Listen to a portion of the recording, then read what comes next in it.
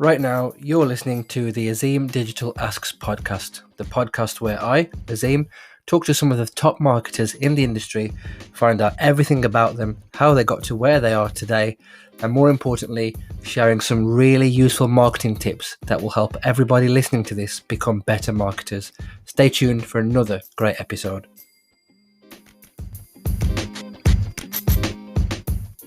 Hello and welcome back to another episode of the Azeem Digital Asks podcast. We are coming up to 50 episodes now, and I've got a fantastic guest for you. So I'm going to do the boring bit and just read her Twitter bio, which is basically that she's an SEO content writer and strategist for SaaS Tech. She's featured in fucking everywhere, basically. Hackernoon, Search Engine Watch, Search Engine Land, Mars, HubSpot, Content Marketing Institute, the brains behind Zenith Copy, Chima Mmeje. Chima, welcome to the show.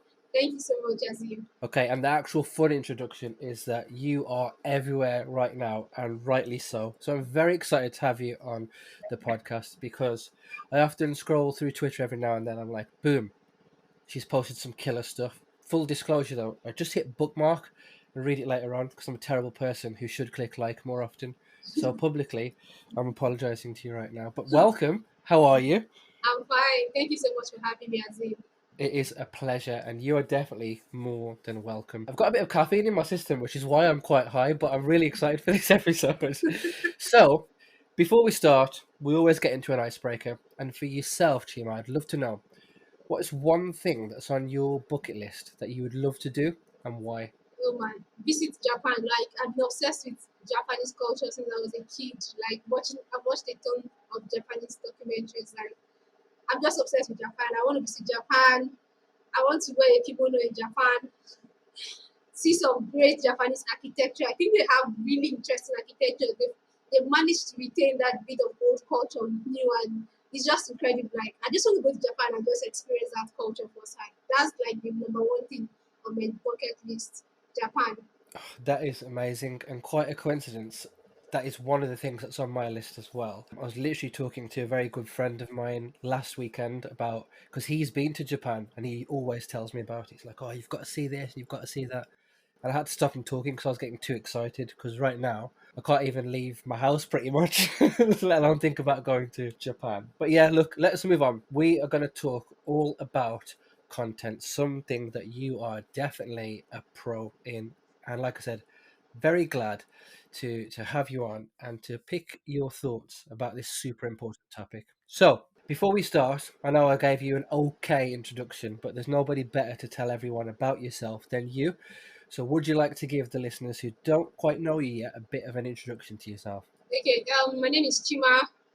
I am an SEO content writer. I only write long form content for SaaS Tech brands and sometimes fintech brands also. I also do content strategy in the form of building topic clusters for my clients who are trying to build authority for specific topics and rank for high volume keywords. And that's like the gist of what I do. Long form SEO content, topic clusters for SaaS and tech companies. Awesome. Super interesting. So, let's dive right into the meat of this episode. And we'll start with the killer question. How do you define great content? Okay, this is a very interesting question because I think a lot of people are trying to write like in blog posts and just a ton of stuff out there describing great content, but at the heart of it, great content must answer a question, and not just any question, it must answer the right question, because content is supposed to uh, be optimized for search intent. It's supposed to fulfill the user search or the question they're asking. Great content must do that first. What is the question the person wants to see answered? If your content does not answer that question, then you failed.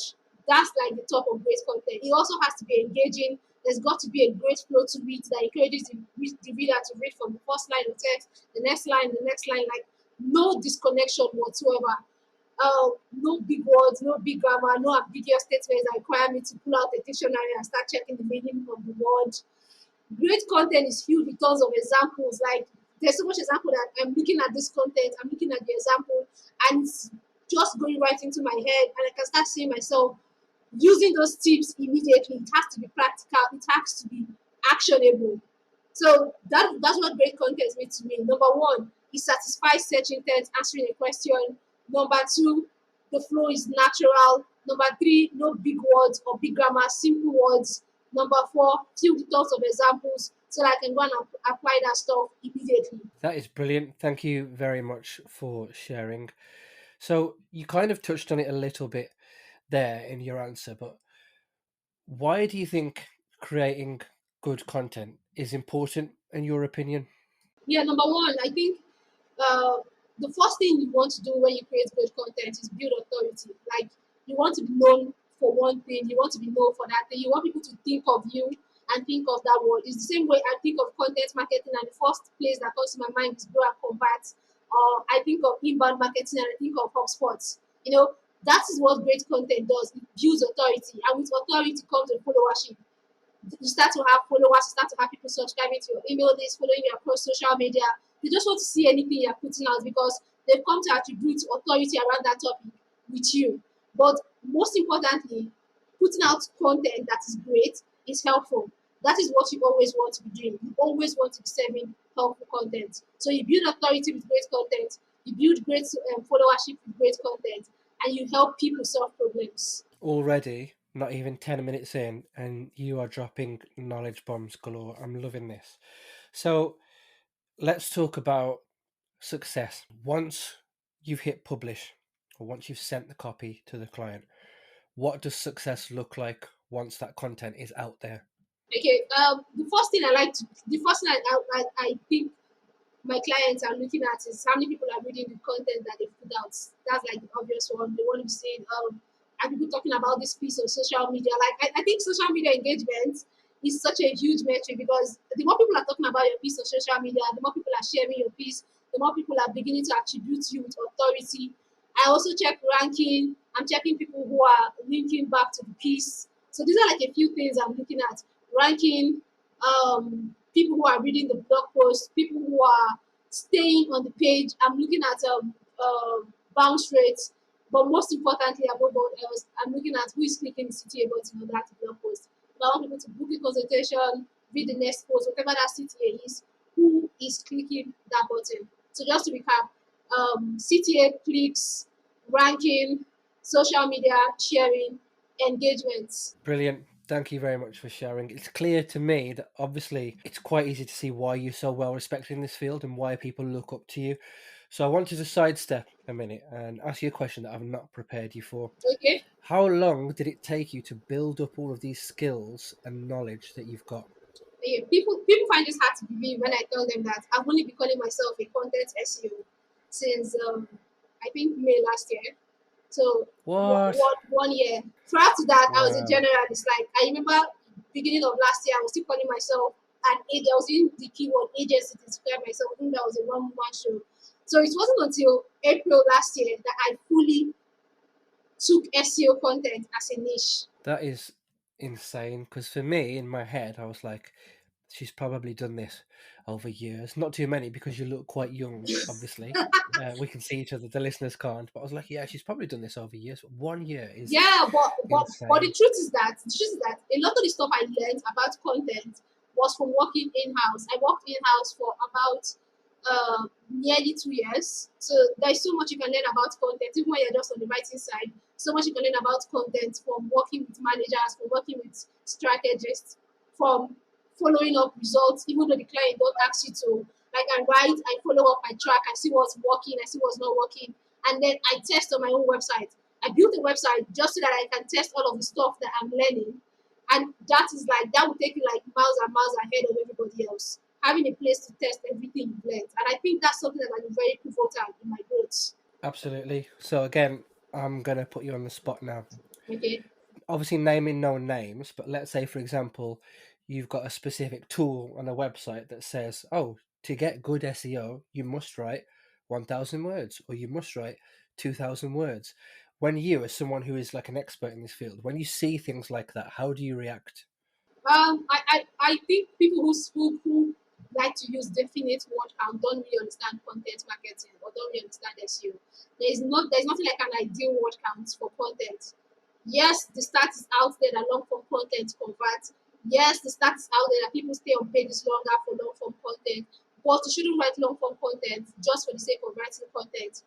Write as long as the content needs to be to educate and answer the question. The moment you have fulfilled the intent for that search query, stop writing. If you start to write longer, then you start to realize that you have high bounce rates. As a rule of thumb, this is probably the reason why I do long form content, why I don't do short form content. There's just too much gray area around it. It doesn't allow me to deep dive into the topic as much as I want to. But at the same time, I recognize that not every content needs to be long form. Brilliant. Brilliant. I'm nodding away, thinking like, yeah, I can't disagree for sure. So again, well, I was about to say that you've built up this experience over a long amount of time, but in the space of 1 year, you've absolutely nailed it and sort of shot forward in the industry, and people are taking notice of you, rightly so, because you share really good stuff. But I wanted to touch on the negatives or the downsides, Okay? failures, let's call it. Okay? So, in your experience in the past, what would you say is the biggest content creation mistake that you've made in the past? Man, I didn't really get at least one, like, but the major thing I would say was writing without an outline. Like when I started my blog, no, not an outline, without a plan. I started my blog in 2019, and I just assumed that all I needed to do was create 2 content pieces a week, and that would be it. I would be golden. I did not think about the fact that there had to be a plan. Like, what did I want to write about? What did my audience want to read? Basically, in fact, who was my audience? I didn't even know who was my audience. I just thought it would to just be like, snap my fingers, write a blog post, and that would be it. I had no plan. It wasn't until yes, yeah, last year that after I picked SEO content as a niche, that I started to build out a topic cluster, start to use a topic cluster strategy to create a content strategy for the kind of topics that I wanted to be known for. Then take those content pieces from my blog and repurpose it as social media content. And that's where the magic really started happening. That was the mistake I made, not having a plan, not having a strategy for the topics that I wanted to aim for. So if you're going to start creating a blog, I would advise you to have a strategy. Know who your audience is, know the kind of content they want to see. Use a topic cluster strategy to build that authority and repurpose it for social media. What a legend. So I wanted to dig in a little bit more into you and your process. So let's say, for example, a new brief comes in. Again, I've not prepared you for this, so I'm really interested to see what your answer is. A new brief comes in, you sat down at your laptop or your computer ready to go. How do you get into that zone? How do you get into that mindset of, now I'm going to start writing?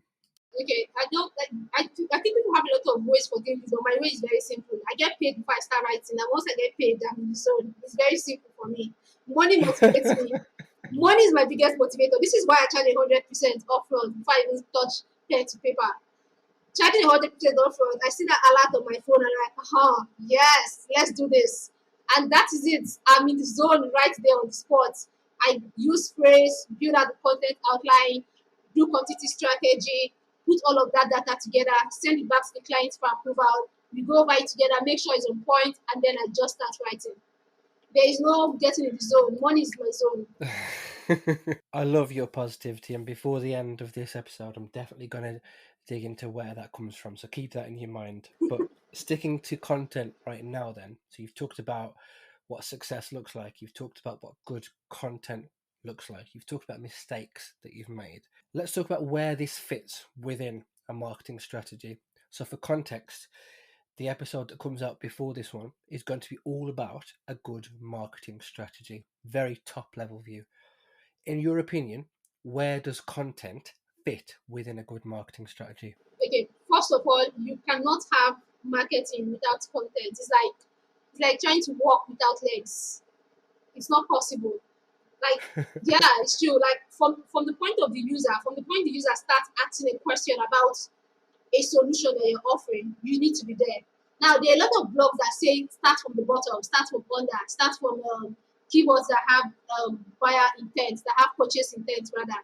But what people don't understand is that by the time a user is at the bottom of the funnel, they're already loyal to another brand. Somebody else has been giving them information at the top, at the middle. They're not going to come to you at the bottom. They're going to go to that person who has been sending them information and they're already loyal to that person. So that is the role of content. Content is supposed to lead the user from the point they start asking a question about a solution to the point where they're comparing solutions, to the point where they make a purchase, and even after the point of purchase, where they still need help using the product and solving related problems in their life. Content is like that connecting, it's like that connector. That's, we like call it a string that just pulls everything together and brings it to one cohesive whole. Without content, you can't educate your audience, you can't lead your audience. Without content, you would have no audience, period. So content is at the heart of everything you do in marketing, from creating landing pages to convert a user who is looking at comparison keyword or who is looking at money keyword, to creating long form pieces for those who are just starting their research, to creating troubleshooting of knowledge based topics for those who have bought your products. You need content at every stage of the funnel and even beyond the traditional search journey funnel or sales funnel. Love that. Could not agree more. Sadly, we are coming to the end of the episode, but I could genuinely talk to you for hours. So interesting, so much knowledge to share. Last one for me in terms of content then. So the content's published, right? Mhm. When should you review content once it's been published? Yeah, I like to wait 2 months before I even start trying to do anything on that content. After 2 months, I look at the content, see where it's ranking. If it's not where I want it to be, I'll probably start with going back to trying to see how much semantic words did I insert in that content naturally. I like tools like Phrase and Software SEO because they give you a score to see if you have a good semantic score. And then next, I try to see if I can push this content in front of more people with content promotion, and at the same time build backlinks. Backlink is always like the final straw. I build enough backlinks and that content starts to move up, and then I'm waiting to see how far it goes with the few backlinks I've built. Just keep building more backlinks until I see where that content gets to. But ideally, I wait 2 months before I even start doing anything on that piece of content. Brilliant. Thank you very much for sharing. I'm really looking forward to editing this back so I can listen to this again and sit down with a pen and paper and be like, yep, this is spot on. I am absolutely not going to let you go unless you hang up, please don't, without asking you about yourself and your positivity. So this is the first time we've met and spoken, but even when I've seen you tweet and stuff on Twitter, I think incredibly positive, just honestly, a ray of light virtually. Where does this positivity come from? And how can you share some with everybody else? Honestly, like I live in a country where everything is just so dark. Like there's so much insecurities, just so much darkness here. You need to find lights from inside. You need to find light from the most minuscule thing. Like I wake up every morning and I'm always in awe at the fact that I am alive. And that joy of being alive just carries me throughout the day. It seems so mundane, it seems so ordinary, something people take for granted. But every morning I wake up and I'm just in awe of being alive. And I just want to take every day as it comes. I want to live every day for that moment and just enjoy it. And that's what drives me for being positive. Just enjoying every day to the fullest. Love that. That is brilliant. Thank you very much for answering. We've got some killer content tips from you and also killer positivity tips from you as well. I think I need to start doing more of what you just said. Chima, thank you for being such an awesome guest. If people wanted to find out more about you, your business, or follow you on social media, etc., how can they do that? Yeah, you can check out my website, zenithcopy.com. You can also check my LinkedIn, Chima Mmeje, and you can follow me on Twitter, Chima Mmeje. Those are the three places where you can find me. Awesome. And then if you've listened to the episodes in the past, you know this is the part of the episode where I firstly say thank you for being such a brilliant guest, a ray of positivity. Really glad that I've got you on the podcast and really glad for when this goes out. But more importantly, this is the bit where I shut up now and I let you have the last word on the podcast. So within reason, the floor is yours. The final word on your episode goes to you. Thank you for being an awesome guest. Yeah, thank you so much for having me, Azeem. I just wanted to plug my new course that I just launched. You can check it out on my website, zenithcopy.com/shop. It's a way for brands to build authority on topics that they want to own without putting their product in their customers' face and being all salesy and pushy. It's called 10x Topic Cluster, Topic Authority Course.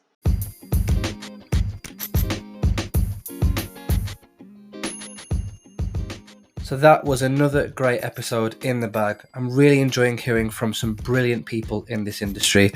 If you enjoyed this podcast, please follow me on Spotify. Please leave a rating on Apple Podcasts or whichever platform you are using. Tell a friend to tell a friend, and hopefully see you for the next episode.